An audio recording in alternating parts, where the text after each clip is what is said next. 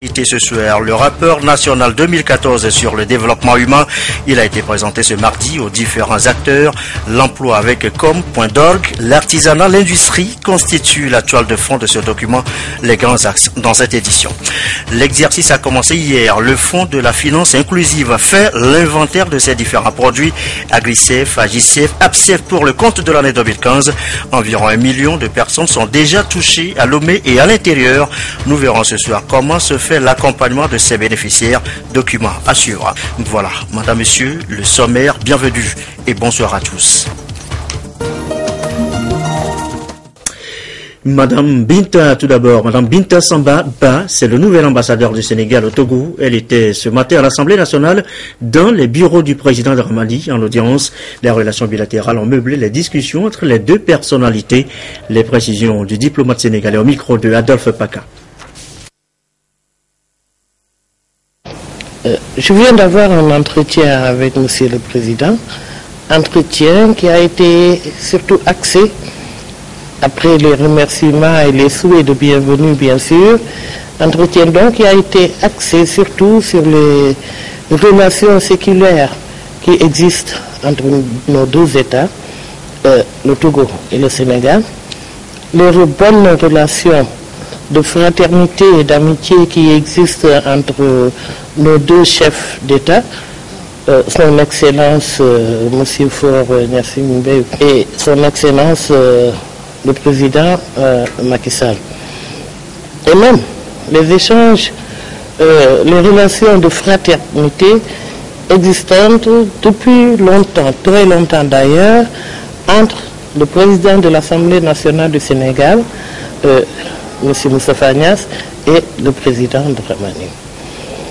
Nous avons échangé sur la coopération sénégalo-togolaise. Quand je dis coopération, c'est entre les deux parlements.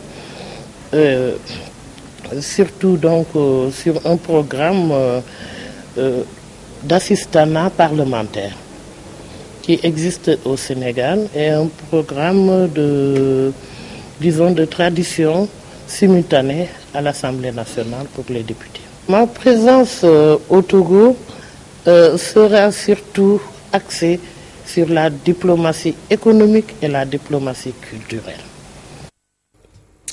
Et voilà l'audience ce matin à l'Assemblée nationale accordée donc par le président Dramani. Autre sujet évoqué ce soir, la gestion des archives et de la documentation. C'est un savoir-faire d'abord. Et donc, depuis ce matin, archivistes et documentalistes sont en séance de formation, un renforcement de capacité pour la plupart. Ramdan Bassina pour les précisions.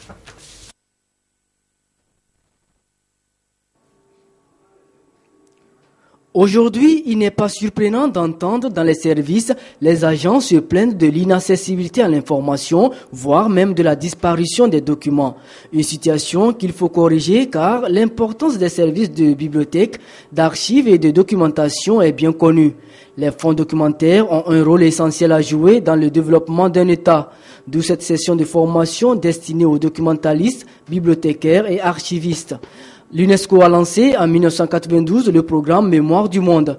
Le Togo, pour sa part, a mis en place son comité national en 2012. Aujourd'hui, il s'agit de renforcer cet élan et consolider les aptitudes des responsables chargés de la conservation, ceci à travers des bases juridiques et institutionnelles. Il faut des informations pour préparer de bonnes décisions. Et sans les documents d'archives, je me demande ce que nous pourrons faire, surtout l'administration dans sa globalité. C'est ça donc nous voulons aujourd'hui, à travers ce séminaire, qui est une première étape, sensibiliser les gens à l'importance des fonds documentaires. Et après, à la seconde phase, nous allons passer à la formation des gestionnaires de l'information documentaire. Les différents acteurs sont donc appelés ici à mener des actions concertées en vue d'une meilleure prise en compte de l'importance des fonds documentaires. Et pour le ministre en charge de la communication, il est urgent d'amener les documentalistes, bibliothécaires et archivistes à s'imprégner des orientations contenues dans le projet de politique nationale de gestion du patrimoine documentaire et archivistique. Je voudrais quand même rappeler que au mois de novembre, le gouvernement a adopté le projet de loi sur l'accès de l'information et à la documentation publique. Et effectivement, durant l'élaboration de ce projet de loi, nous nous sommes rendus compte d'une chose. Comment gérer les archives, les informations que nous produisons et pour mettre en œuvre, en application cette loi. Lorsque cette loi sera votée par l'Assemblée nationale, bien évidemment, les consommateurs d'informations et de documentation publique seront dans nos administrations. Comment sommes-nous organisés pour les accueillir? Est-ce que nous avons un index des documents que nous avons dans nos différents départements? Autant de questions. Sommes-nous organisés tout simplement pour pouvoir les accueillir? Autant de questions qui se sont posées. Cette démarche, celle de ce matin, est que l'ensemble des administrations puissent, dès le premier semestre 2016, faire déjà un état des lieux des documents disponibles, immédiatement accessibles dans chaque ministère et qu'on puisse les publier et les mettre sur les sites du gouvernement. Le patrimoine documentaire revêt un intérêt car il est le reflet de la diversité des langues, des peuples et des cultures. Il représente un élément essentiel dans la mémoire collective. Il doit donc être préservé et conservé pour les générations futures. Et on en vient maintenant à l'art d'archiver même. Pourquoi c'est important? Le cas dans l'audiovisuel nous intéresse précisément à la télévision comme à la radio. De l'analogie, on est passé au numérique dans la gestion de ces archives, une monnaie collective. Comment cela se fait et quels en sont les avantages? Eh bien, voilà cela dans ce sujet de Ramdan Bassina. Au fil des années, les documents produits par les administrations publiques et privées deviennent fragiles et leur gestion difficile. Ils sont confrontés à diverses menaces, vicissitudes du temps, intempéries et destructions de tout genre. La conversion de l'analogique au numérique devient un passage obligé, une nécessité. Au sein de l'administration publique, l'audiovisuel a vite compris et a pris le pari de gérer au mieux les productions. C'est le cas ici de la télévision togolaise. Une nation qui n'a pas de mémoire, autrement dit, une nation sans archives, est une nation sans histoire. Parce que c'est les archives qui font parler de l'histoire aux générations à venir. Et donc, nous avons la charge de les conserver de façon jalouse. Pourquoi jalouse? Parce que nous, aujourd'hui, si nous n'arrivons pas à conserver les archives que nous produisons, la génération future sera ignorante de ce qui s'est passé avant elle. Nous avons passé des supports analogiques aux supports numériques. Aujourd'hui, notre rôle en tant qu'archiviste est de numériser, de conserver les archives audiovisuelles que nous avons à notre disposition. Les archives constituent la mémoire collective d'une nation, véritable trésor pour les générations présentes et futures. Les informations ainsi conservées doivent faire objet d'une délicate attention. La radio n'est pas restée en marge de cette dynamique. Lorsqu'on prend le cas de Radio Lomé, les bandes magnétiques utilisées depuis la création de la radio jusqu'en 2001-2002 ne sont plus adaptées. Il va falloir les numériser pour sauvegarder cette mémoire aux générations futures. Raison pour laquelle nous avons démarré l'archivage numérique en 2012. Aujourd'hui, lorsque tu viens chercher un élément sonore qui a été diffusé à la radio il y a 5, 10 ans ou 20 ans, c'est très facile de le retrouver lorsque tu as les indices. Lorsqu'il suffit de taper des phrases dans l'ordinateur, on récupère très vite l'élément. Au vu des enjeux et de la place des fonds documentaires dans la politique de développement, le programme Mémoire du Monde de l'UNESCO veut aider les nations à mieux gérer leurs archives. Et le Fonds international de développement des archives FIDA soutient financièrement les États dans cet élan. Et voilà, on en sait un peu plus maintenant sur l'importance donc d'archiver ces documents. L'actualité, c'est aussi l'enseignement supérieur, la qualité de la formation dans nos universités publiques, Lomé et Kara. Elle vient de recevoir toutes les deux des ouvrages bibliothécaires, un bloc polyvalent en plus. Pour l'université de Lomé, c'est l'UMOA et le gouvernement qui fournissent ces ouvrages qui devraient contribuer, je le disais, à la qualité de l'enseignement. Rosalie Maoubevon et Demsosoupo. Appui à l'enseignement supérieur au Togo. Près de 194 millions de francs CFA pour renforcer le fonds documentaire des universités du Togo. Les donateurs, le gouvernement togolais et l'UMOA à travers le projet d'appui à l'enseignement supérieur. L'université de Lomé et celle de Kara sont bénéficiaires de 361 titres et de 63 revues de la part de l'UMOA et le gouvernement a remis 2359 ouvrages répartis sur 721 titres différents. Au départ, les étudiants nous ont dit vous avez institué la réforme LND, mais vous n'avez pas, le cadre n'est pas adéquat.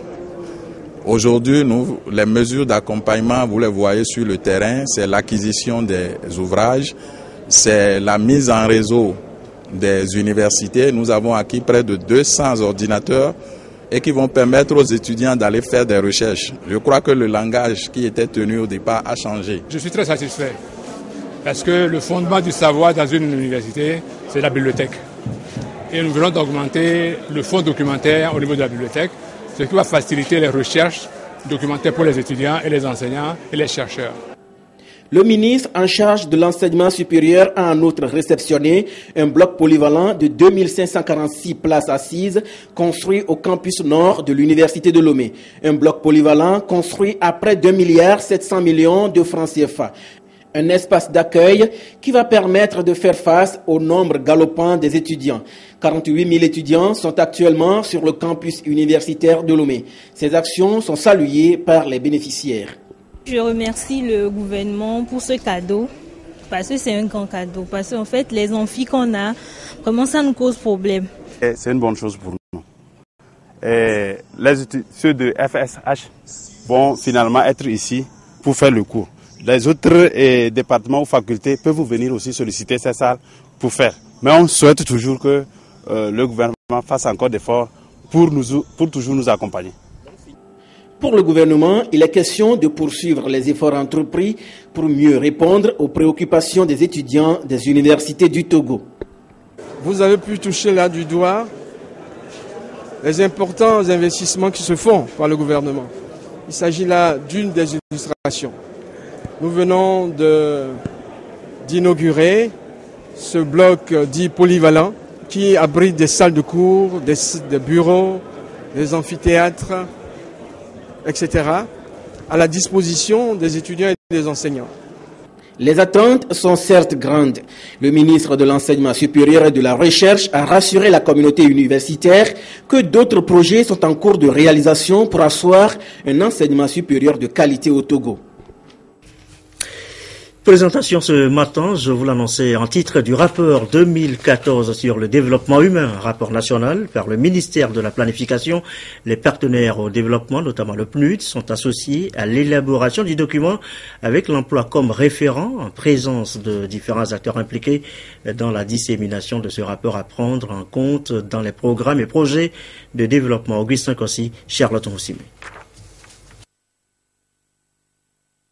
Le rapport national sur le développement humain, un document de référence, mieux, un cadre de débat sur les défis de développement auxquels les pays sont confrontés. Pour la 6e fois consécutive, le Togo se prête à cet exercice. Il vise à améliorer les conditions de vie et de travail des populations. Le présent rapport traite de la question de l'emploi via l'artisanat et l'industrie. Il met en exergue le déficit en matière de développement humain dans ces secteurs. Ce rapport qui porte sur le monde industriel et l'artisanat met l'accent sur les atouts et les contraintes du secteur. Parce qu'il faut, c'est le point de départ pour déboucher sur des pistes susceptibles donc d'améliorer ces deux secteurs-là. Il faut aller vers l'énergie non conventionnelle, le solaire. L'économie verte, pour permettre les télécommunications, voyez, Et ça aussi, c'est un domaine qui constitue une contrainte. L'accès au crédit, les PME, comment faire en sorte que les PME puissent... On n'a pas encore de banque véritablement pour répondre à ces besoins-là. Au titre des artisanats, vous avez tout le cadre réglementaire, les gens ne connaissent pas les tests qui existent généralement. Le RNDH 2014 formule donc des recommandations et propose des pistes d'action concrètes pour aider le Togo à poursuivre ses efforts de promotion de l'emploi décent. Ce rapport sera vulgarisé sur l'ensemble du territoire national. Suivront ensuite des plaidoyers pour la prise en compte des grandes lignes dans les projets et programmes de développement. Et voilà pour la cérémonie de présentation de ce rapport. Le rapport proprement dit maintenant, le document, l'édition 2014 fait référence, nous vous le disons, à l'emploi avec comme point d'orgue l'artisanat, l'industrie. Voici les grands axes de ce rapport. Augustin Kossi, Charlotte Moussimi.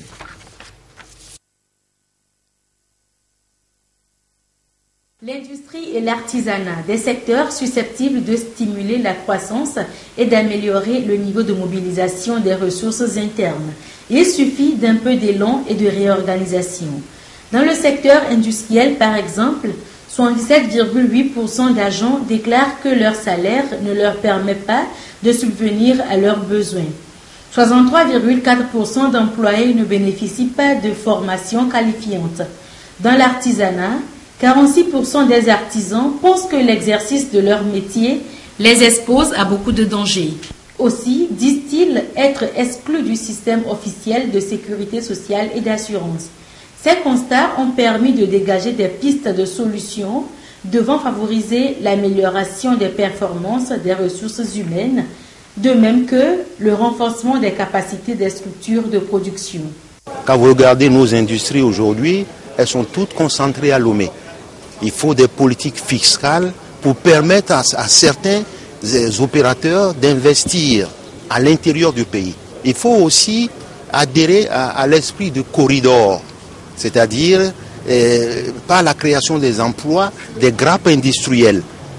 Il y a des artisans, il y a des gens qui sont déjà dans ce secteur-là. Il faut renforcer leur capacité pour que les produits qu'ils proposent aux gens soient des produits qui soient des produits que les gens veulent bien avoir. Tout comme l'industrie, l'artisanat possède de nombreux avantages à même de créer des emplois. Et déjà, ce rapport est accueilli comme un véritable outil de planification du développement. Je pense que ce rapport est un grand atout pour les dirigeants du secteur.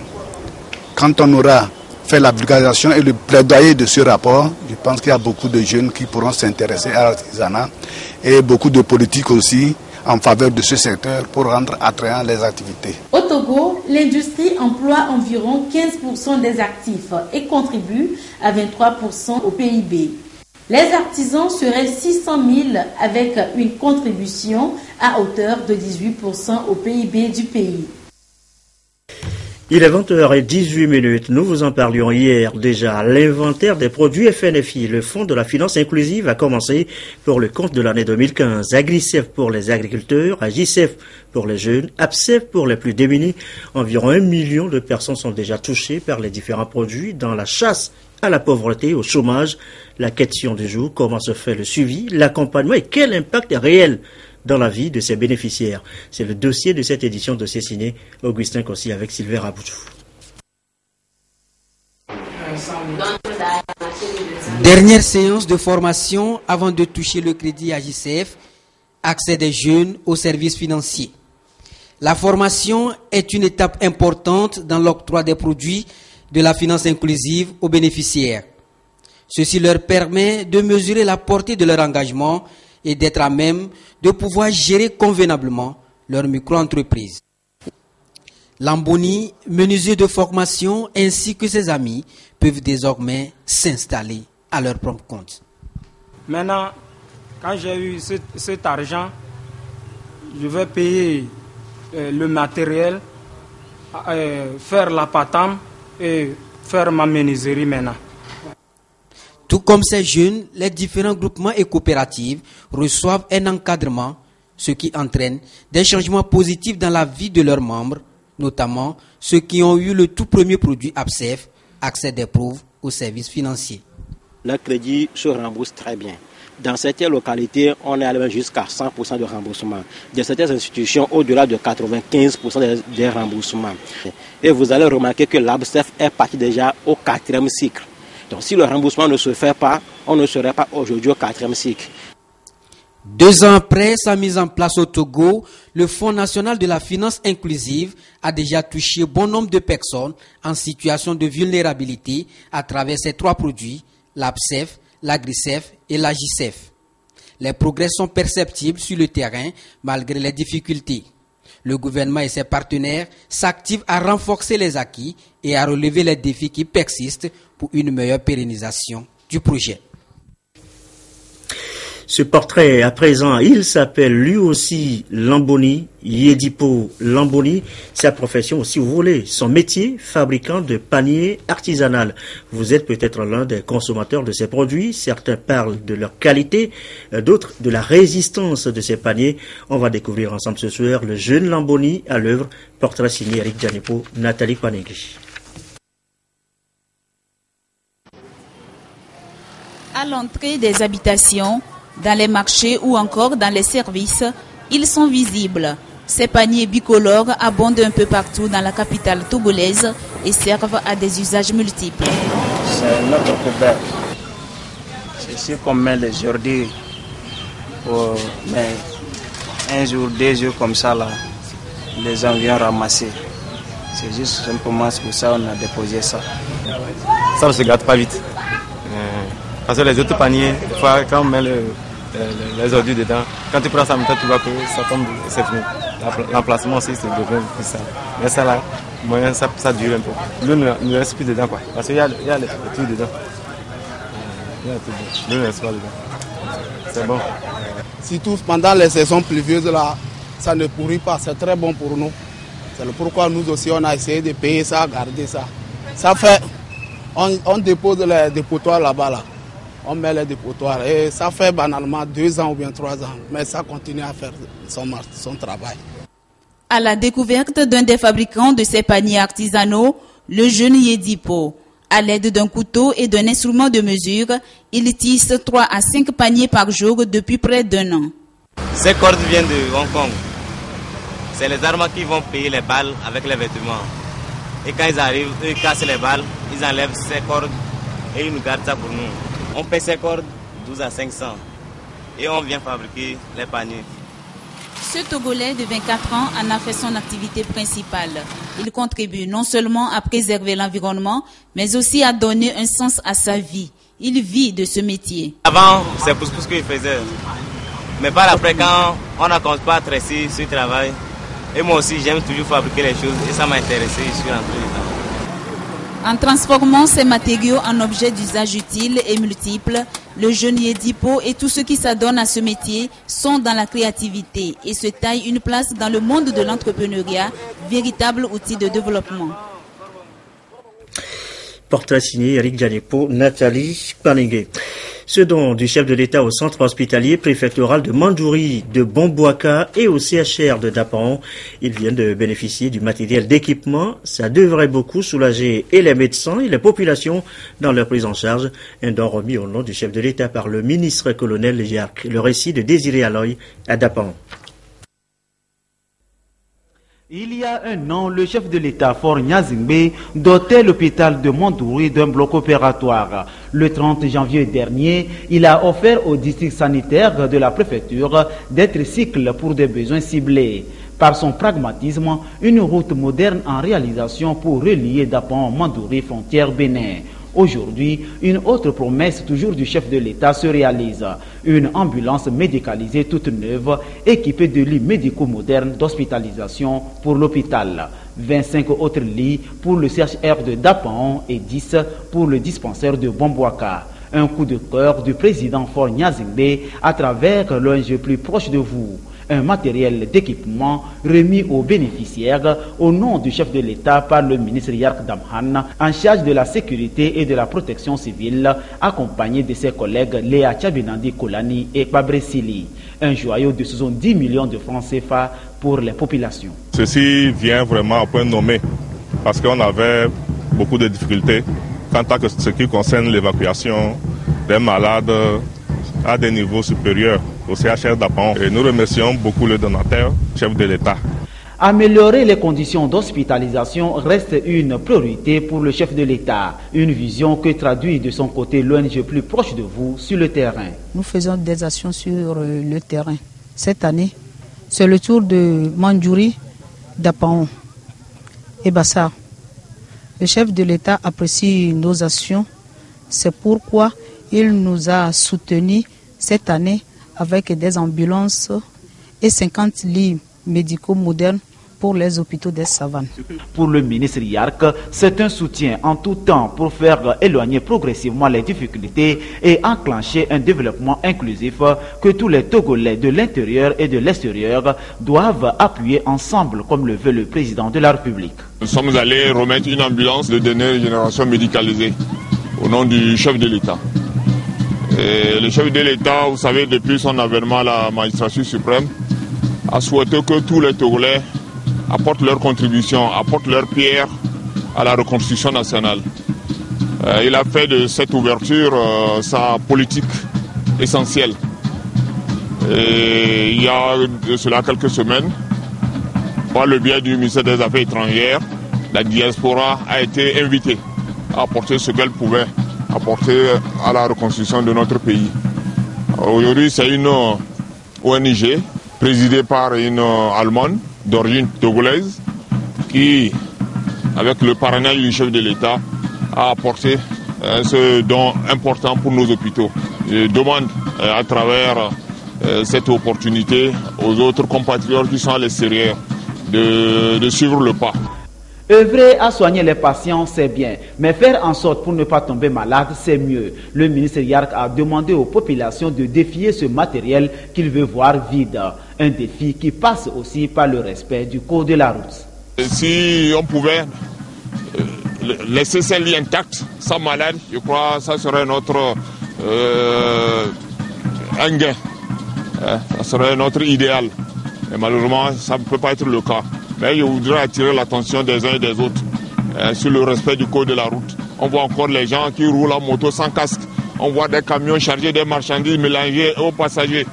Au mois de décembre, c'est d'abord qu'on a enregistré l'accident le plus mortel en Apimbougou avec plus de 8 morts. C'est pas normal. Il faut que les uns et les autres se ressaisissent. Nous avons donné des instructions fermes à nos éléments sur la route de contrôler. Et lorsqu'il y a abus, de sanctionner. Une sensibilisation pour préserver donc les populations des accidents de la route, par exemple. Aptes, elles seront toujours en joie comme ces guerriers de Orgo. Merci. Le reste de l'actualité à l'étranger, le procès d'Hissène Habré, il a repris hier à Dakar et s'est poursuivi ce mardi avec la plaidoirie des parties civiles. Pas moins de 15 avocats se sont exprimés au nom des victimes du régime de l'ancien président. Il exerçait le droit de vie et de mort sur son peuple, a dit hier l'un des avocats, une machine à avaler l'homme, affirme un autre. L'audience est poursuivie, je le disais, ce mardi. Regardez. Reprise du procès d'Hissène Habré à Dakar, au Sénégal.